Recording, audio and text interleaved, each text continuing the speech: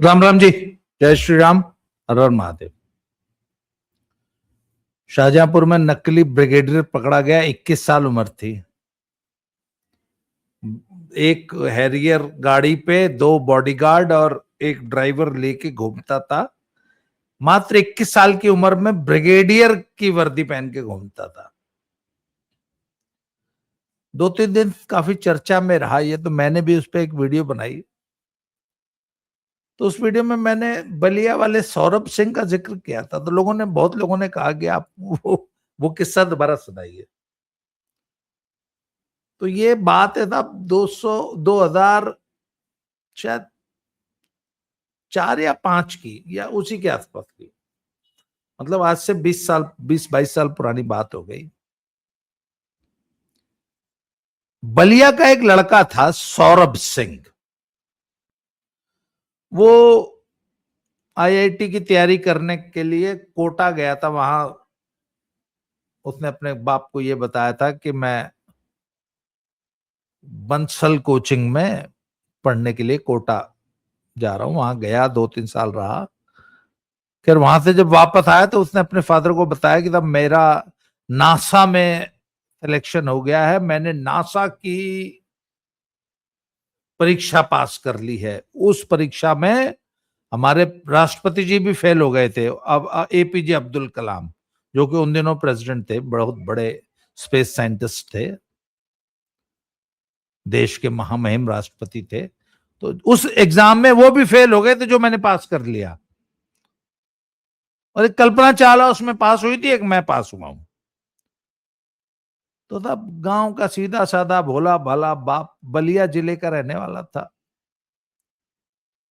तो जो भी गांव में चर्चा हुई हो, जब लड़का 2-4 दिन गांव में घूमा, तब तक भाई गांव में बात फैली कि सौरभ सिंह जो है नासा में साइंटिस्ट बन गए हैं। तो हुआ क्या कि एक स्थानीय कोई दैनिक जागरण या किसी ऐसे लोकल अखबार का, किसी का अमर उजाला या ऐसे कुछ, कि कोई एक स्थानीय पत्रकार होते हैं ना, स्ट्रिंगर बोलते हैं उनको। वो किसी स्ट्रिंगर ने वो एक छोटी सी खबर बना के अखबार में छाप दी। जब अखबार में छाप दी तो चर्चा होने लग गई पूरे इलाके में। पहले सिर्फ गांव में चर्चा थी, तो पूरे इलाके में चर्चा होने लग गई। अब पूरे इलाके में चर्चा होने लग गई तो अब हुआ क्या कि साहब, ये जो स्ट्रिंगर होते हैं, ये छोटे पत्रकार होते हैं, इनको अखबार कुछ देता वेता नहीं है। ये लोकल विज्ञापन जुटाते हैं, वहीं से अपना खर्चा निकालते हैं। विज्ञापन का 80% पैसा अखबार ले लेता है, 20% में ये लोग अपना काम चलाते हैं और इसी तरह खबरें जुटाते रहते हैं। तो अब एक अखबार के स्ट्रिंगर ने इतनी बड़ी खबर जुटाई, तो बाकी जो अखबारों के ब्यूरो चीफ होते हैं, उन्होंने अपने स्ट्रिंगर को हड़काया कि साला तुम लोग क्या करता है बे। अब देखो इतना बड़ा खबर फलाने अखबार में छपी, हमारे में नहीं छपी। अब पहले अखबार में तो छोटी सी खबर छपी थी, तो अब सारे अखबारों के जो पत्रकार थे बड़े बड़े, वो अब सौरभ सिंह के घर पहुंचे। तो पहले जो एकदम छोटी सी खबर छपी थी, अब वो सभी अखबारों में बड़ी बड़ी खबर छपने लग गई। तो और ज्यादा चर्चा हो गई, खूब पब्लिसिटी हो गई।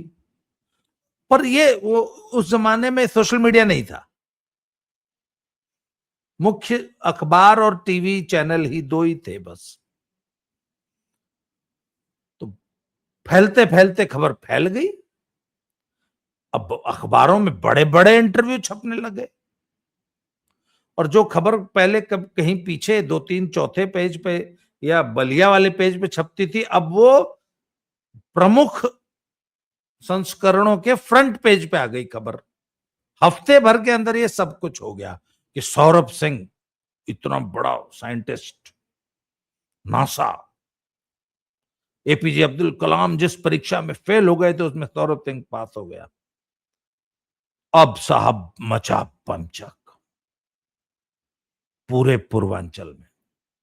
ये घटना है बलिया की। हम लोग रहते थे गाजीपुर में, कितनी मतलब 100 किलोमीटर से ज्यादा की दूरी है।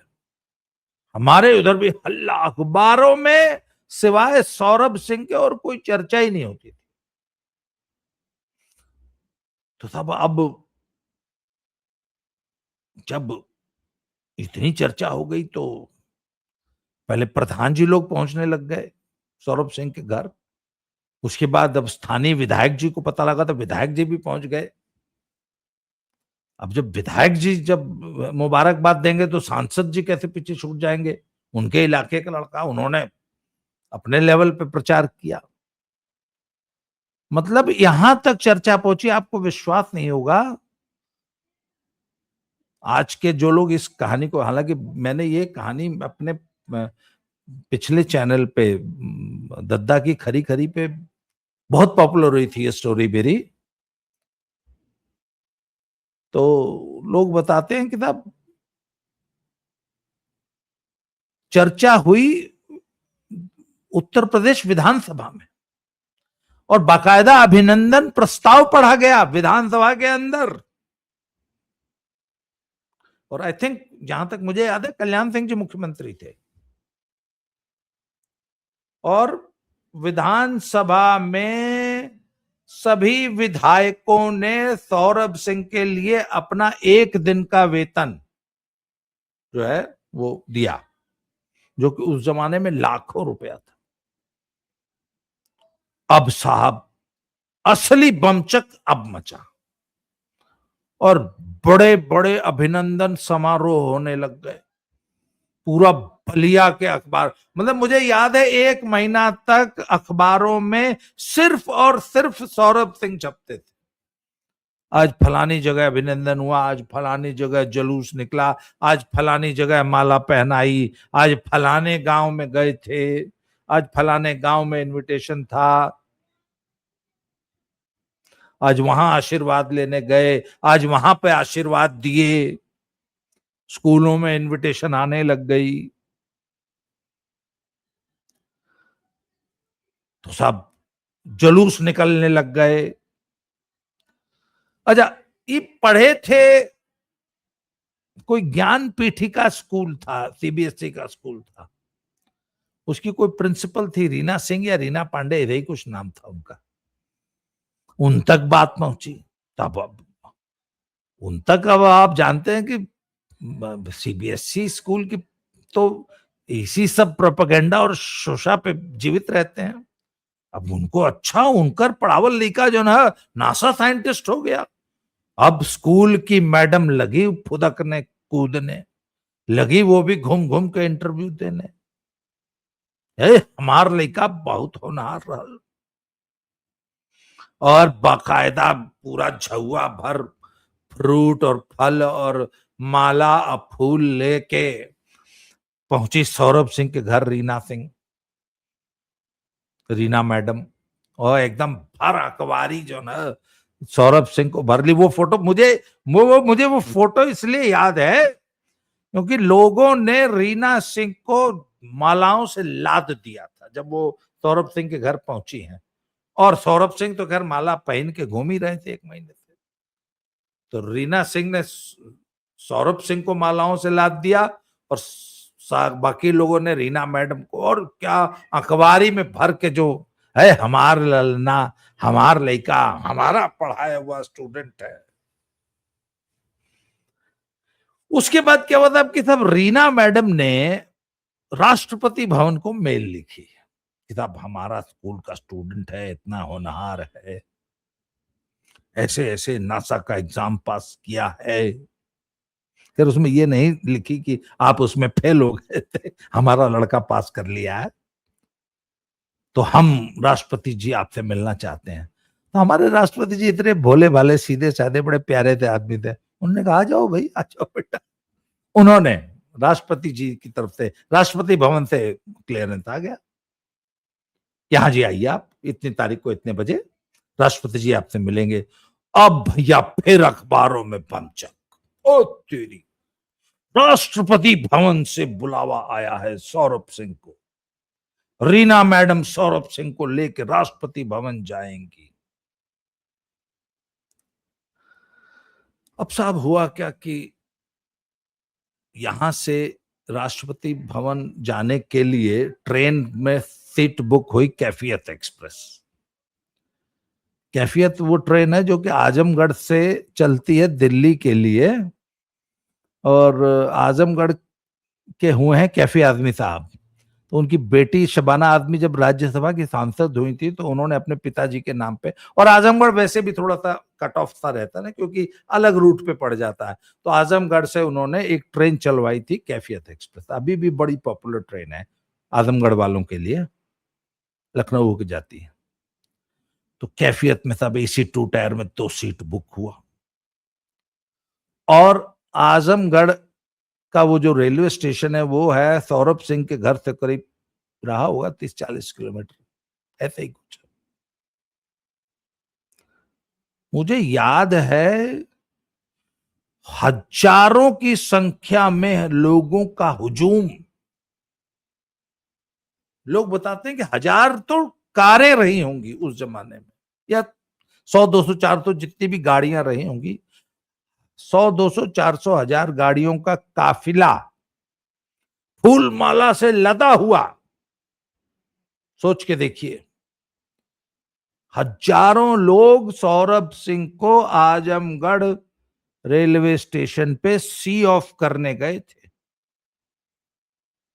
और क्या मीडिया कवरेज, हे भगवान! मैंने बोला ना, 1 महीना सौरभ सिंह के अलावा अखबारों में और टीवी चैनल्स पे कुछ छपता ही नहीं था।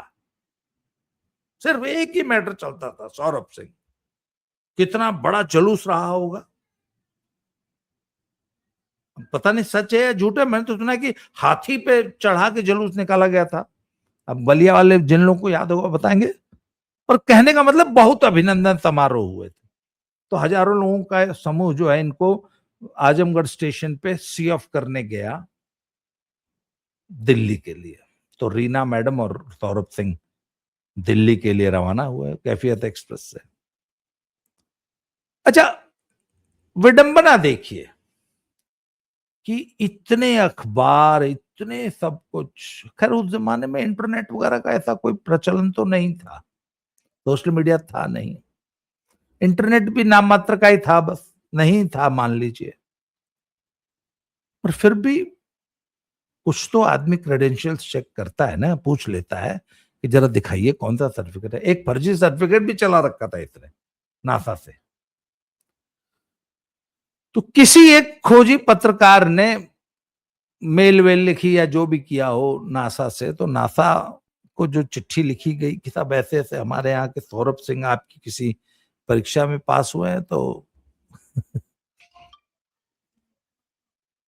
नासा ने जवाब दिया उस पत्रकार को, जो कि हिंदुस्तान टाइम्स का पत्रकार था दिल्ली का, एकदम में चूतिया उकाबे, हम लोग को और कोई काम नहीं है क्या, हम लोग ऐसी कोई परीक्षा वरीक्षा नहीं कराते हैं सब।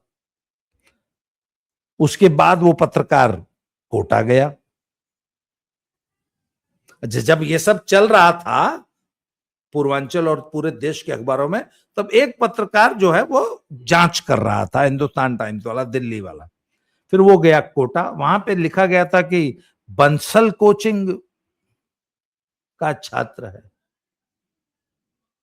तो बंसल कोचिंग जो है कोटा की बड़ी नामी कोचिंग है। वहां पहुंचे तो बंसल साहब बोले कि यार ऐसा हमारा कोई स्टूडेंट है नहीं। तो उन्होंने जब रिकॉर्ड निकलवाया, उसने और कोचिंग से जब पता लगाया कि भाई कहाँ, बंसल कहता हमारा कोई स्टूडेंट नहीं था ऐसा। और जगह पता लगाया तो पता लगा कि हाँ, 1-2 कोचिंग्स में एंट्रेंस एग्जाम दिया था उसने, और किसी कोचिंग का एंट्रेंस एग्जाम तक निकालने लायक नहीं था, एकदम फर्जी फ्रॉड। सीबीएसई का 52 या 54% का स्टूडेंट था, और उसको पक्की पुख्ता सूचना मिल गई कि ये सब फर्जी है, फ्रॉड है, कोई एग्जाम नहीं होता, कुछ नहीं हुआ, ये साला फ्रॉड कर रहा है। और बलिया वाले सब उसको सिर पे उठा के घूम रहे हैं।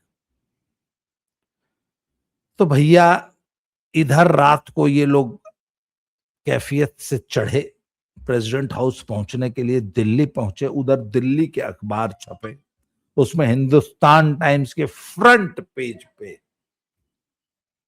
सौरभ सिंह फ्रॉड, कोई नासा की परीक्षा नहीं, कोई एग्जाम नहीं, बेवकूफ बना रहा था लोगों को। अब भैया रीना सिंह जब अपने ललना को लेके वहां उतरी तो वहां अखबारों में हड़कंप मचा हुआ था। खैर, ये प्रेसिडेंट हाउस पहुंची, हालांकि इनको वहीं से भाग जाना चाहिए था, या शायद इनको तब तक पता ही नहीं था। ये सुबह सुबह पहुंच गई थी 6 बजे, 8 बजे या 9 बजे, जितनी बड़ी, तो ये प्रेसिडेंट हाउस पहुंच गई। तब तक इन्होंने अखबार अखबार देखे नहीं थे कि इनको किसी ने बताया ही नहीं। ये गई, प्रेसिडेंट साहब इनसे तब मिल चुके, मिले बकायदा, प्रेसिडेंट साहब ने इनको समोसा खिलाया और बड़ा प्यार दिया। कोई बात नहीं बेटा, शाबाश, मेहनत करो, पढ़ो लिखो, अच्छे। वो तो सबसे मिला करते थे, बड़े मस्त आदमी थे। भैया रीना सिंह जब सौरभ सिंह के साथ प्रेसिडेंट हाउस से बाहर निकली है तो वहां पत्रकारों का हुजूम। अब रीना सिंह को काटो तो खून नहीं हो, सौरभ सिंह क्या जवाब देते। अब सौरभ सिंह मुंह छुपा के इधर भागे, रीना सिंह उधर भागी। अच्छा, मजे की बात देखिए, अब ये बात अगले दिन वो उन सभी अखबारों में जो एक एक पेज के उसके इंटरव्यूज छाप रहे थे, उसमें भी छपनी थी कि सौरभ सिंह तो फर्जी निकला, फ्रॉड निकला। उसके बाद हमारे किसी मीडिया हाउस ने इस टॉपिक को छुआ ही नहीं। ये भी स्पष्टीकरण देने की जरूरत नहीं समझी कि ये ऐसी गफलत क्यों हुई, ऐसी गलती क्यों हुई। अच्छा, मेरी जो पिछली वीडियो थी उसपे बहुत सैकड़ों हजारों कमेंट्स आए उस जमाने के स्टूडेंट्स के। कोई कहता जी मैं तो चौथी में था, कोई कहता मैं 5वीं में था, कोई कहता मैं 10वीं में था, कोई कहता मेरे पापा ने मेरा जीना हराम कर दिया था, मुझे दिन रात घर आते थे, साले तुम लोग पढ़ते नहीं हो, देखो सौरभ सिंह इतना बड़ा साइंटिस्ट बन गया। कहते हमारे स्कूलों में टीचर, हमारे प्रिंसिपल भी उसकी फोटो दिखा दिखा के हम लोग को उपदेश देते थे। एक बच्चा कहता है कि मेरे पापा ने तो मुझे बाकायदे पीट दिया, साला पढ़ता नहीं है, देखो सौरभ सिंह पढ़ के इतना बड़ा आदमी बन गया। मुझे याद है, मैं पिछले वीडियो में भी मैंने ये किस्सा बताया था। पत्रकार लोग जाते थे तो पत्रकार लोग सौरभ सिंह के बाप का और मां का इंटरव्यू लेते थे। ऐसा क्या खाया था आपने जो इतना होनहार बच्चा पैदा किया, ऐसा कौन सा टॉनिक पीती थी आप, ये है वो भैंस जिसका दूध पी के सौरभ सिंह बड़ा हुआ और इतना होनहार हो गया। आप अपनी भैंस को क्या खिलाते थे, उसके दूध में ऐसी क्या खासियत थी कि सौरभ सिंह इतना इंटेलिजेंट निकल गया। किसी माई के लाल पत्रकार ने एक शब्द नहीं बोला कि हमने ये पूरे भारत देश को जो है चूतिया बनाया 1 महीना। मतलब कौआ कान ले गया, सारा देश कौए के पीछे भागने लग गया, किसी ने चेक नहीं करने की कोशिश की। और फिर एक आदमी ने जब चेक किया तो भंडा फोड़ हो गया।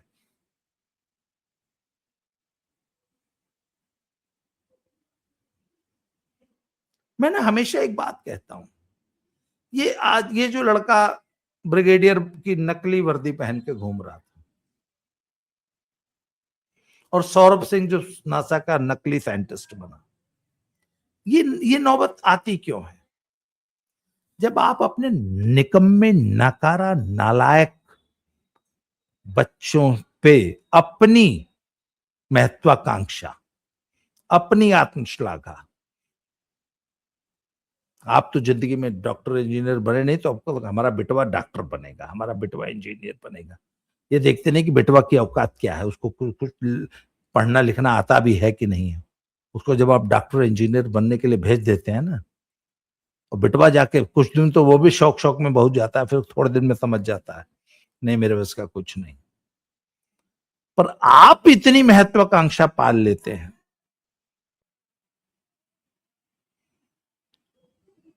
वो बच्चा आपकी महत्वाकांक्षाओं के बोझ के तले मर जाता है। वो आपको खुश करने के लिए ये झूठ बोलता है कि आपकी ईगो संतुष्ट हो जाए। आपने जो बहुत बड़े बड़े ख्वाब पाल रखे हैं ना, आपकी अनर्गल इच्छाएं उस बच्चे को ये फ्रॉड करने के लिए मजबूर करती हैं। बहुत सारे लोगों ने मेरी पिछली पोस्ट में कमेंट करके पूछा था कि सौरभ सिंह अब कहाँ है, तो कुछ लोगों ने बताया भी था। उसके बाद सौरभ सिंह कभी गांव में नहीं आए। उन दिनों सौरभ सिंह की क्या उम्र रही होगी, वही 20-21 साल। अरे 17 साल का लड़का 12वीं पास करके कोचिंग वोचिंग पढ़ने जाता है, 2-3 साल कोटा में धक्के खाया, समय बर्बाद किया, अपने बाप का पैसा बर्बाद किया, 3-4 साल में वापस आया होगा, 3 साल में। तो क्या 18-20 साल का 21 साल का लड़का रहा होगा।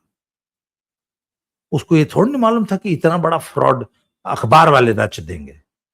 ये सारा ये जो बवंडर मचा ये तब मचा जब उसकी वो फ्रॉड की खबर अखबार में छप गई। अखबार वालों को तो भैया टीआरपी के लिए कुछ मसाला चाहिए, उन्होंने छाप दिया। चट्टी चौराहे पे अखबार पढ़ा जाता है, उन लोगों ने उठा लिया। टीआरपी के लिए साला कुछ भी करेगा। अब वो बात फैल गई। अब सौरभ सिंह के हाथ पांव फूल गए होंगे उस वक्त कि अब क्या करूं, बोला चल रहा है। उसको लगा कि ये फ्रॉड ऐसे ही चलता रहेगा, कुछ दिन बाद जो है लोग भूल जाएंगे। नहीं, एक ने सच्चाई छाप दी। मुझे एक बात नहीं समझ में आती कि वो जो नकली ब्रिगेडियर बन के घूम रहा था, उसके माँ बाप को भी नहीं पता था कि यार हमारा लड़का कैसे ब्रिगेडियर बन गया। माँ बाप को तो पता रहा, उसने अपने घर पे बकायदा नेम प्लेट लगाई थी, डॉक्टर आर्यन वर्मा ब्रिगेडियर। माँ बाप को नहीं पता था, और माँ बाप को ऐसे अनपढ़ नहीं है। बाप जो है उसका बागवानी हॉर्टिकल्चर डिपार्टमेंट में कोई इंस्पेक्टर है शायद, और माँ जो है वो सरकारी स्कूल की टीचर है। उनका बेटा जो है पूरे शाहजहांपुर में ये फ्रॉड करता घूम रहा था। माँ बाप को नहीं पता था, उनको नहीं पता था। 6 महीने से घूम रहा था हैरियर गाड़ी। अच्छा, पुलिस इस बात की जांच कर रही है कि पिछले 6 महीने में 50 लाख रुपए से ज्यादा खर्च किए हैं उस लड़के ने इस फ्रॉड पे, अपने इस फ्रॉड को फैलाने के लिए। कहां से आया वो 50 लाख रुपए? माँ बाप ने दिया होगा, वो तो एकदम निकम्मा नकारा है साला।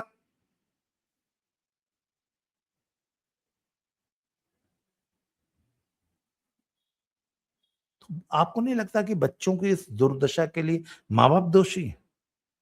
आप अपने बच्चे पर अपनी फर्जी, नकली, इगोइस्टिक महत्वाकांक्षाओं का बोझ लाद रहे हैं, उन बेचारों का जीवन बर्बाद कर रहे हैं। अरे यार, उनको नेचुरली अपना करियर बनाने तो, पढ़ने लिखने तो, जो उनकी औकात है। जब अब साले को पूरा देश डॉक्टर इंजीनियर ही बनेगा, और कोई काम बचा नहीं। आज हिंदुस्तान की सबसे बड़ी प्रॉब्लम है कि हिंदुस्तान के 99% पेरेंट को यह पता ही नहीं है कि और क्या करियर ऑप्शंस है। उनको वो पूरे जीवन में करियर ही दो जानते हैं इस धरती पे, डॉक्टर और इंजीनियर। तीसरा उनको कुछ पता नहीं है।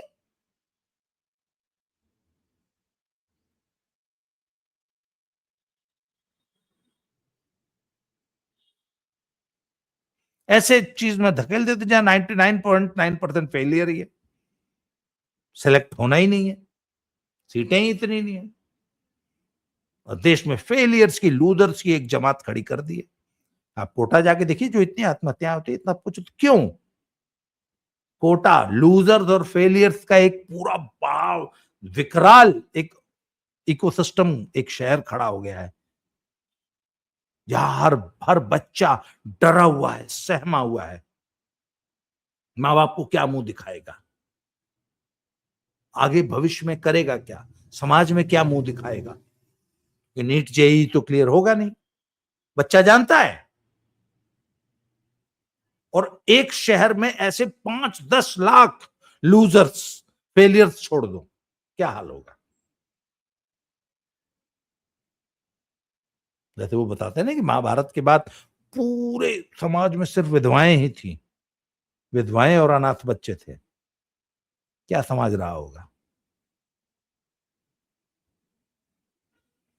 तो कोटा जैसे जो कोचिंग नगरियां हैं, और भी बड़ी बड़ी आजकल कोचिंग नगरियां नई पैदा हो गई हैं। सीकर मैंने सुना एक बहुत बड़ी कोचिंग नगरी पैदा हुई है। यहाँ ये पूरा पेपर आउट होने के रैकेट सब यहीं से संचालित हो रहे हैं।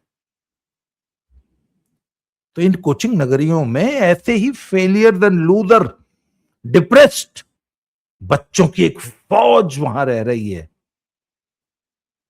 जो अपने भविष्य को लेके बेचारे अनिश्चित हैं और अपने माँ बाप के नालायकियत का, उनके निकम्मे नकारेपन का, उनकी निकम्मी निकारी नकारी सोच के कारण अपना बचपन, अपनी जवानी वहां गला रहे हैं।